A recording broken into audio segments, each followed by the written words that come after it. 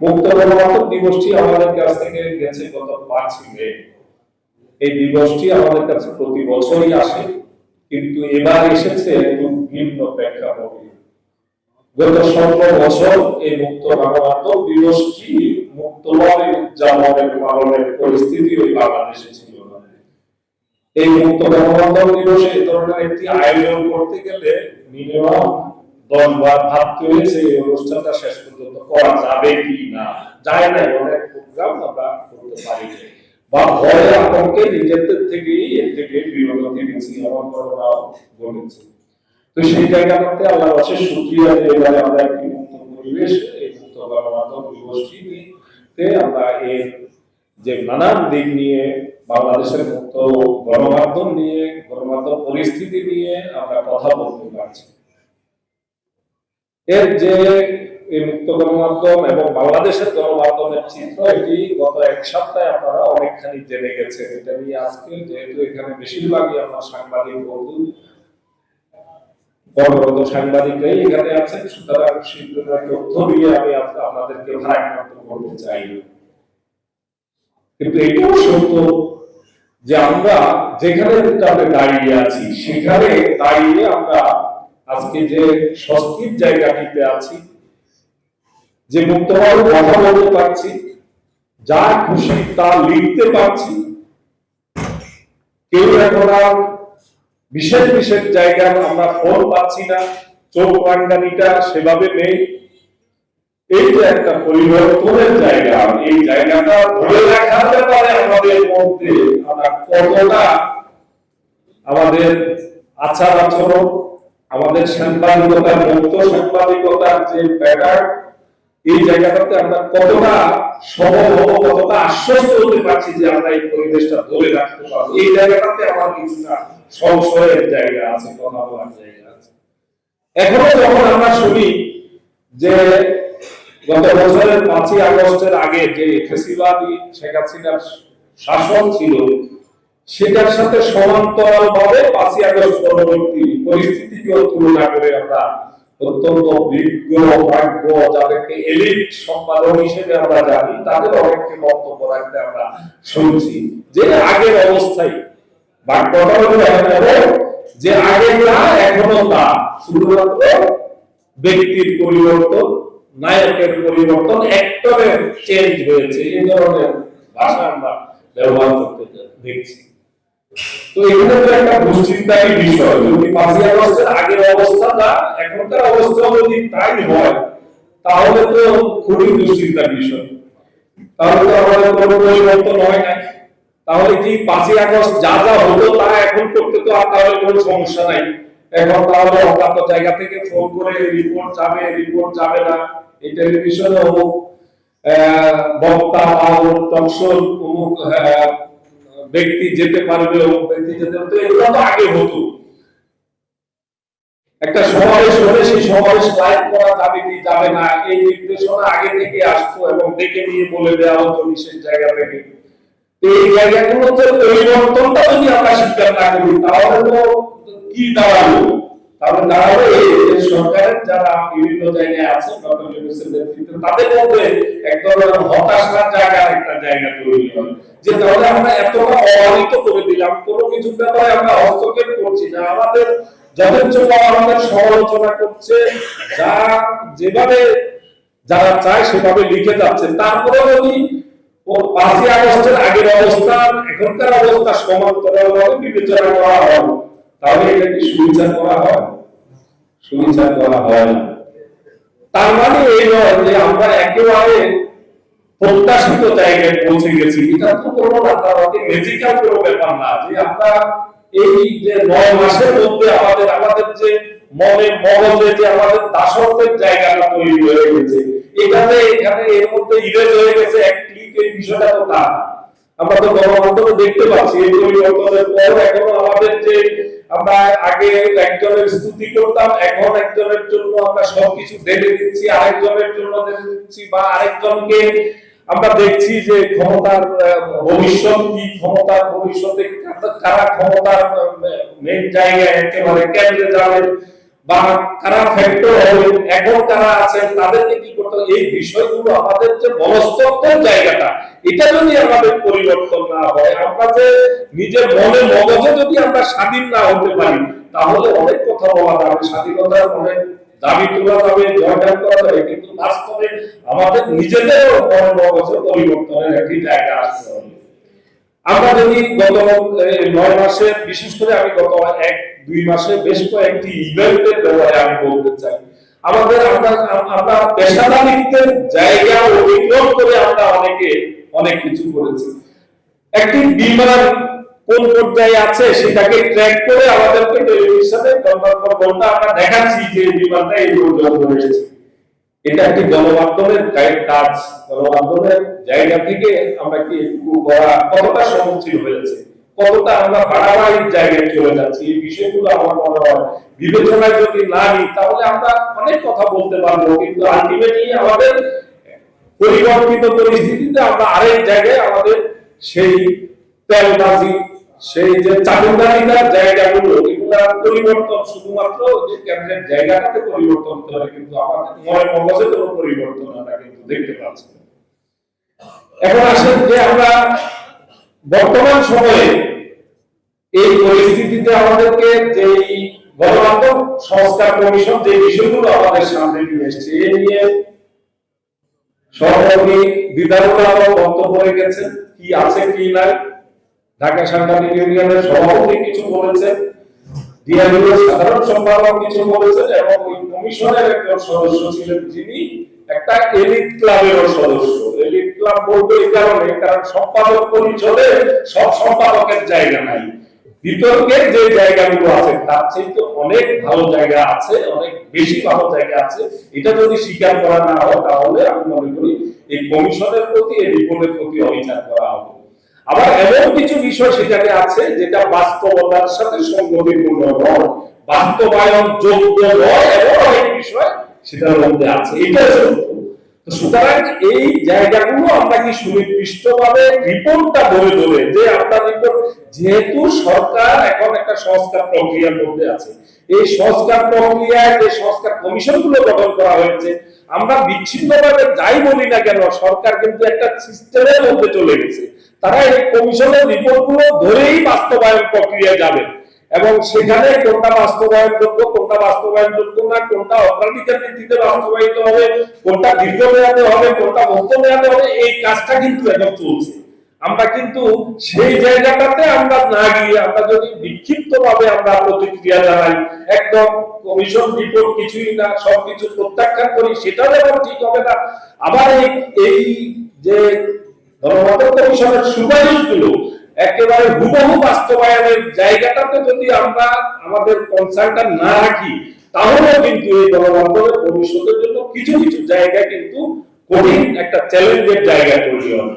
এই জন্যই যেটা গণমাধ্যম কমিশনের চেয়ারম্যান, তার সাথে এর মধ্যে আমার একাধিক প্রোগ্রামে দেখা হয়েছে, আমি তাকে যে তার মধ্যে তার সাথে কথা বলতে গিয়ে যেটা বুঝেছি, তিনি বলছেন যে আমরা একটা রিপোর্ট দিলাম, এটার ভালো মন্দ দিক আছে, এটা নিয়ে আপনারা সাংবাদিক সংগঠনগুলো কেন এটার উপর একেবারে বিশ্লেষণাত্মক কোনো প্রোগ্রাম করছেন না, পর্যালোচনা করছেন না, সেটার যে আত্মতত্ত্ব পড়ে বুঝে সেই জায়গা থেকে যদি আমরা বিশ্লেষণ করে এটা মতামত দ্রুত না দেন, তাহলে তো এটা একটা জটিলতার জায়গা তৈরি হওয়ার জায়গা আছে। যখন বাস্তবায়ন হয়ে যাবে তখন প্রতিবাদ করবেন, এটা তো হয়।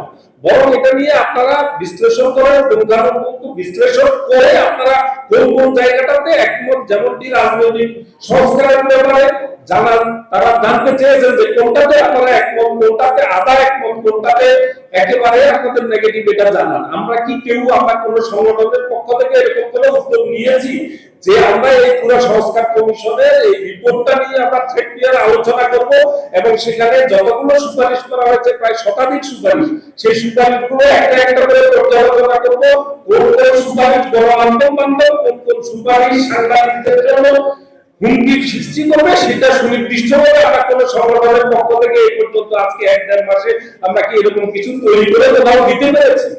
দিতে পারি না, কারণ আমাদের আরো অনেক কাজ আছে যেগুলো নিয়ে আমরা ব্যস্ত। অথচ এই ধরনের একটি কমিশন যখন কমিশনের সুপারিশগুলো যদি বাস্তবায়িত হয়ে যায় একটা, তাহলে আপনি চাইলেই 2-4 জন 20 জন নিয়ে আন্দোলন সংগ্রাম করে এগুলো সব ছুড়ে ঢেলে দিতে পারবেন না, কারণ এই কমিশনগুলো বাস্তবায়ন করার জন্যই এই কমিশনগুলো গঠন করা হয়েছে। তো আমরা কাজের কাজটা কতটা করছি এটা আত্মসমালোচনার আমাদের জায়গা আছে। এই আত্মসমালোচনার জায়গায় আমি জোর দিতে চাই, এবং আমি বিশ্বাস করি সংস্কার কমিশনের কোন কোন জায়গাটাতে আমাদের আপত্তি আছে এটা সুনির্দিষ্টভাবে আমাদেরকে আমাদের জায়গা মতো দিতে হবে, জায়গা মতো দিতে হবে, এবং সেটা দ্রুতই দিতে হবে। তা না হলে যে বাস্তবায়নের জায়গাটাতে যে জোর দিচ্ছেন, যারা রিপোর্টটা দিয়েছেন তারা অনেক পরিশ্রম করেছেন, রাত দিন কেটেছেন, তারা তো চাইবেন এটা তাদের সুপারিশগুলো বাস্তবায়ন হোক। সেই বাস্তবায়ন হতে কিন্তু খুব বেশি দেরি হবে না, প্রক্রিয়াধীন আছে। আমি জানি যে বেশ কিছু সুপারিশের ব্যাপারে পুরোপুরি কোনটা মধ্যমে বাস্তবায়ন হবে, কোনটা দীর্ঘমেয়াদে হবে, কোনটা স্বল্প মেয়াদে হবে, এগুলা ছক আউট করে অলরেডি এগুলো প্রসেসের মধ্যে আছে। সুতরাং আমরা কিন্তু নির্লিপ্ত বা নির্বিকার, আমরা এগুলোর ব্যাপারে যে দায়িত্বটা আমাদের যার যার জায়গা থেকে যে দায়িত্ব আছে সেই দায়িত্বগুলো আমরা পালন করছি না। এই ব্যাপারে আমি মনে করবো আমরা প্রত্যেকে যেন যার যার দায়িত্বটা আসল দায়িত্বটা পালন করি, সুনির্দিষ্টভাবে সুনির্দিষ্ট প্রক্রিয়া যাতে করি। সংস্কার কমিশন নিয়ে কথা বলেছেন, তারা একটু ভালো প্রস্তাবনা দিয়েছেন, সেখানে অনেক বিষয় গ্যাপ থেকে গেছে, যেটি আপনারা যদি পড়েন তাহলে দেখতে পাবেন। সেখানে ওয়েস্ট বোর্ডের বিষয়গুলো যেমন গ্যাপ রয়েছে, আরো বেশ কিছু বিষয় তো সেখানে আছে যেগুলো আসা দরকার ছিল। তো সেখানে গোটা থেকে আমি বলবো যে সংস্কার কমিশনটি গঠন করা হয়েছিল, তো আমরা জানি যে সাংবাদিকদের কোনো সমস্যা নিয়ে, তাদের কোনো প্রয়োজন নিয়ে যখন কোনো কমিশন গঠন করা হয়, তখন সাংবাদিকদের যে প্রতিনিধিত্বশীল সংগঠনগুলো রয়েছে তাদের প্রতিনিধিদেরকে সেখানে রাখা হয়। আপনি দেখবেন বাংলাদেশের যে যতগুলো ওয়েস্ট বোর্ড গঠন করা হয়েছে, তো নবম ওয়েস্ট বোর্ড পর্যন্ত, তো সেখানে সবসময় সাংবাদিকদের প্রতিনিধিত্বশীল সংগঠন বাংলাদেশ ফেডারেল সাংবাদিক ইউনিয়ন, ঢাকা সাংবাদিক ইউনিয়নের প্রতিনিধিরা ছিলেন। তো আমরা মনে করি যে এবার যে সংস্কার কমিশনটি গঠন করা হলো, সেই কমিশনের সাংবাদিকদের এই সংগঠনের প্রতিনিধিদেরকে মাইনাস করে সেই কমিশনটি গঠন করা হলো। এটি নিয়ে আমরা তথ্য মন্ত্রণালয়ের দৃষ্টিতে এনেছিলাম, কিন্তু তারা সেটিতে খুব বেশি কর্মকাণ্ড করেন। তো এটি আমাদের কাছে একটি এজন্য একটি প্রশ্ন হয়ে থেকে গেছে আর কি।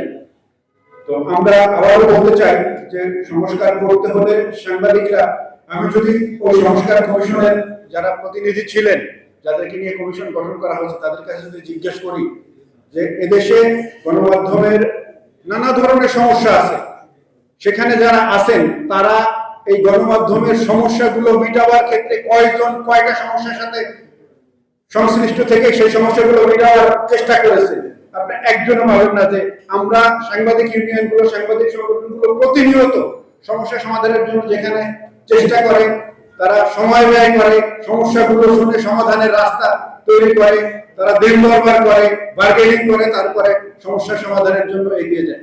সেই প্রতিনিধি সেখানে নাই। তো এখানে একটি বড় গ্যাপ আমি মনে করি থেকে গেছে। এরপরে এই গণমাধ্যম সংস্কার নিয়ে আমরা আজকে যারা কথা বলছি, তো একটি এক ভাই বলে গেছেন যে কিছু পরিবর্তন কি হয়েছে, আমি বলবো যে বড় একটি পরিবর্তন হয়েছে। সেই পরিবর্তনটা হচ্ছে যে বিগত 16 বছর আমরা আজকে যারা এখানে গণমাধ্যমে কাজ করি তারা আমরা জানি, আমরা এখন যে ধরনের নিউজ করার সুযোগ পাই, আমরা যে স্বাধীনতাটুকু ভোগ করছি, এই স্বাধীনতা কি বিগত 16 বছরে ছিল কিনা? আমরা যদি এটি আমার নিজের কাছে প্রশ্ন করি তাহলে সেই উত্তরটি তো আমি নিজেই পাবো। তো সেখানে এই বিগত 16 বছরে এক ধরনের পরাধীনতার মধ্যে আমরা ছিলাম। এই কথাটি অনেকে অনেকভাবে ব্যাখ্যা করবেন। আমি যদি বলি যে ভূখণ্ডগত দিক থেকে 1971 সালে আমরা স্বাধীন হয়েছি, কিন্তু 1971 সালের পরে পত্রিকা গণমাধ্যমের যে অবস্থা, সময় সময় আপনারা সেই ইতিহাসগুলো জানেন। তো 2008 সালের পরে আমরা এক ধরনের পরাধীনতার মধ্যে ছিলাম। সেই পরাধীনতাটা আমরা যারা ভিন্ন মতের গণমাধ্যমের সাথে সংযুক্ত ছিলাম, ভিন্ন মতের রাজনীতি যারা করেছেন, তারা হারে হারে টের পান। আজকে যারা ভিন্ন মত পোষণ করতে গিয়েছেন, সেটি সেনাবাহিনী হোক, সেটি আইনজীবী হোক, সেটি রাজনৈতিক কর্মী হোক, সাংবাদিক হোক, তারা সেটি টের পেয়েছেন যে কতটা পরাধীনতার মধ্যে আমরা ছিলাম, সেটার জ্বালাটা কতটুকু।